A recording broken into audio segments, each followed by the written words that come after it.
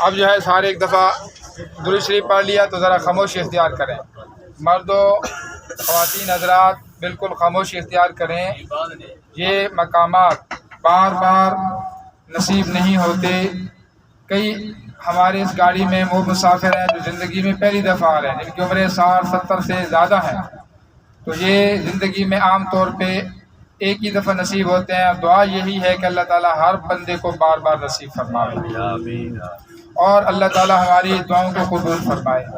اللہ تعالیٰ ہماری حاضری کو قبول فرمائے اور اللہ تعالیٰ ہمارے اس عمرے کو اور نبی اکرم صلی اللہ علیہ وسلم کے سامنے درود پاک اور روضے رسول صلی اللہ علیہ وسلم کے دیدار کو قبول فرما لے اور ہمارے جو اولادیں ہیں ان کو حضور صلی اللہ علیہ وسلم کی سچی محبت اور عشق نصیب فرما دے اور ہمیں قرآن سے محبت کرنے والا بنا دے اور ہماری اولادوں کو پکا اور سچا نمازی بنا دے، ایمان والا بنا دے.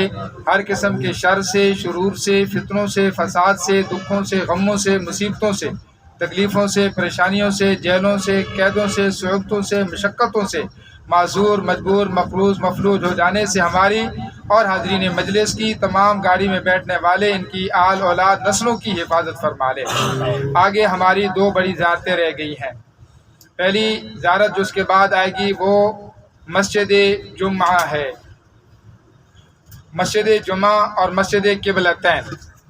مسجد جمعہ وہ مسجد ہے جس میں مسلمانوں کا یا اس امت کا یا حضور صلی اللہ علیہ وسلم کا پہلا جمعہ جس میں جمعہ کی نماز فرض ہوئی ہے.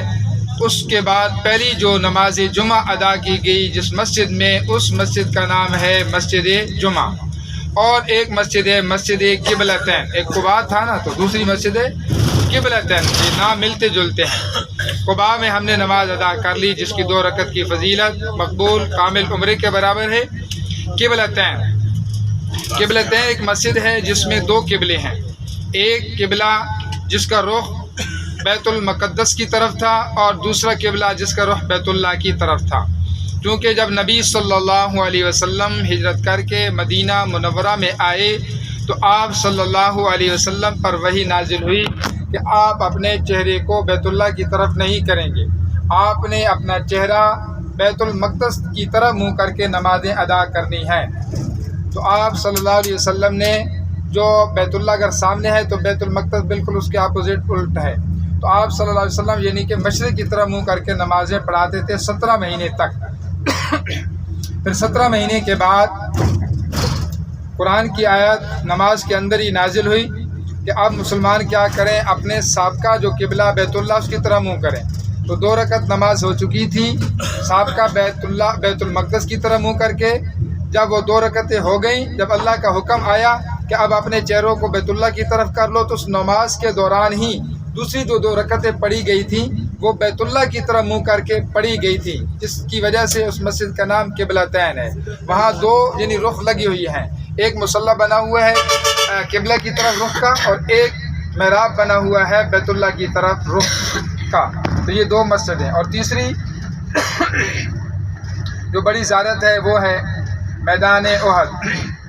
آپ لوگ عام طور پہ حدیثوں میں یہ بات سنتے رہتے ہیں کہ احد کی جو لڑائی ہے مسلمانوں کی، اسلام کی، نبی صلی اللہ علیہ وسلم اور صحابہ کرام کی دوسری بڑی جنگ ہے. پہلی جنگ بدر تھی، اس کے بعد دوسری جو بڑی جنگ ہوئی ہے جس کو پوری دنیا کے انسان، چاہے وہ عیسائی مذہب کا ہے، یہودی مذہب کا ہے، کمیونسٹ ہے، کیتھولک ہے، کیتھولکس ہے، جو بھی جس مذہب کا جس طبقے کا ہے، یہ جو جنگیں ہوئی ہیں ان جنگوں کا خصوصی یہ جو جنگ احد ہے جس میں ہم جا رہے ہیں ان کی تاریخ سے ہر ایک واقف ہے. یہ جنگ احد پہاڑ ہے اور یہ پہاڑ کتنا اچھا کتنا خوبصورت ہے کہ نبی صلی اللہ علیہ وسلم نے فرمایا جس کا مفہوم ہے کہ ہے تو یہ پہاڑ لیکن یہ احد پہاڑ مجھ سے محبت کرتا ہے. یعنی ایک پتھر اس کے اندر بھی اتنی حص ہے، وہ پتھروں کا پہاڑ ہے اور حضور صلی اللہ علیہ وسلم اس پر کھڑے ہو کے فرما رہے ہیں کہ یہ جو پہاڑ ہے یعنی احد پہاڑ یہ مجھ سے محبت کرتا ہے. اور حضور صلی اللہ علیہ وسلم فرماتے ہیں کہ میں بھی اس سے محبت کرتا ہوں. یعنی احد پہاڑ مجھ سے محبت کرتا ہے اور میں اس پہاڑ سے محبت کرتا ہوں. بہت بھاری 12 کلومیٹر کے یعنی کہ فاصلے پر وہ پہاڑ کا پھیلاؤ ہے، بہت اونچا پہاڑ ہے. تو یہاں پہ جو مسلمانوں کی عظیم دوسری جنگ ہوئی تھی یہ جنگ احد کے نام سے، اور جس میں تقریباً 70 کے قریب صحابہ کرام جو بڑے جنگجو، بڑے بہادر، بڑے ناز و نعمتوں سے پلے ہوئے تھے، وہ یہاں پر آرام فرما رہی ہیں، جن میں سارے شہیدوں کے سردار اسد اللہ و اسد رسولہ، نبی صلی اللہ علیہ وسلم نے لقب دیا تھا اللہ کا شیر، اللہ کے نبی کا شیر، یعنی امیر حمزہ رضی اللہ تعالی عنہ اسد اللہ و اسد رسولی، جو نبی صلی اللہ علیہ وسلم کے چچا ہیں، سید الشہداء حضرت امیر حمزہ، یہ نبی صلی اللہ علیہ وسلم کے ہم عمر چچا بھی تھے اور رضائی بھائی بھی تھے، اور یہ شروع میں مسلمان جب نہیں ہوئے تھے، لیکن ان کی بھتیجا ہونے کے ناطے سے حضور صلی اللہ علیہ وسلم کے ساتھ ہمدردیاں تھیں۔ ابو جہل نے ایک دفعہ نبی صلی اللہ علیہ وسلم کو پتھر مارا، جس کی وجہ سے آپ صلی اللہ علیہ وسلم بڑے غمگین اور پریشان تھے، کیونکہ آپ صلی اللہ علیہ وسلم کے والد بھی نہیں تھے، آپ صلی اللہ علیہ وسلم کی والدہ بھی دنیا سے چلی گئی تھیں، آپ صلی اللہ علیہ وسلم کے دادا ابو عبد المطلب بھی دنیا سے چلے گئے تھے، تو آپ صلی اللہ علیہ وسلم یوں سمجھو کہ ایک ظاہری اعتبار سے بے یار و مددگار تھے۔ تو حضرت حمزہ رضی اللہ تعالیٰ عنہ شکار پہ گئے ہوئے تھے، اور یہ اس وقت تک مسلمان نہیں ہوئے تھے۔ شام کو جب اپنے گھر میں آئے تو حضرت امیر حمزہ رضی اللہ تعالی عنہ کی جو بیوی تھیں، انہوں نے کہا کہ مذہب اپنی اپنی جگہ پر، محمد صلی اللہ علیہ وسلم تمہارے بھتیجے ہیں، آج ابو جہل نے ان پر زیادتی کی ہے اور ابو جہل نے ان کو مارا ہے۔